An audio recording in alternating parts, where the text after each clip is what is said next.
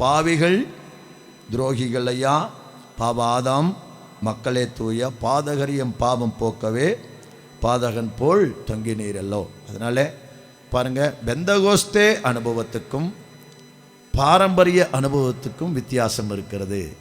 ஒரு அலையிலேயே சொல்லுங்களேன். பாரம்பரிய அனுபவம் என்ன தெரியுமா? கட்டடம் தான் கர்த்தருடைய ஆலயம். என்னதுங்க? கட்டடம் தான் கர்த்தருடைய ஆலயம். அப்போ இந்த கட்டடத்துக்குள்ள கட்டடத்தை என்ன செய்யணுங்க? சர்ச்சை என்ன செய்யணுங்க? பரிசுத்தமாக வச்சுக்கணும். இங்கே என்ன செய்யக்கூடாது? எந்த அசுசியும் இருக்கக்கூடாது. கட்டடத்தை நீட்டாக வச்சுக்கணும். கட்டடத்தை இப்படி வச்சுக்கணும், அப்படி வச்சுக்கணும். ஆனால் நம்முடைய ஸ்தோத்திரம் சரீரத்தை இந்த கட்டடத்துக்குள்ளே என்ன வேணால் செய்ய வேண்டாம், வெளியே போய் என்ன செய்யலாம்? என்ன வேணால் செய்யலாம். சரிங்களா? ஆனால் பெந்தகோஸ்தே அனுபவம் தெரியும். என்ன தெரியுமா? உங்களுடைய சரீரமே நான் தங்கும் ஆலயம். ஒரு அல்லேலூயா சொல்லுங்களேன். அப்போ உங்கள் சரீரமே நான் தங்கும் ஆலயம். அப்போ இந்த ஆலயத்தை ஒருவன் கெடுத்தால் நான் என்ன செய்வேன்? அவனை கெடுத்து போடுவேன். கட்டடம் ஆலயம்தான். நமக்கு ஆலயம் தேவை. ஆலயம் தொழுவது சாலவும் நன்று. ஆலயம் தேவை.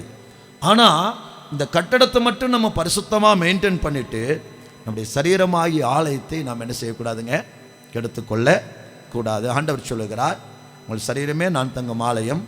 ஒருவன் இந்த ஆலயத்தை கெடுத்தால் நான் அவனை கெடுத்து போடுவேன் அப்படின்னு ஆண்டவர் சொல்றார்.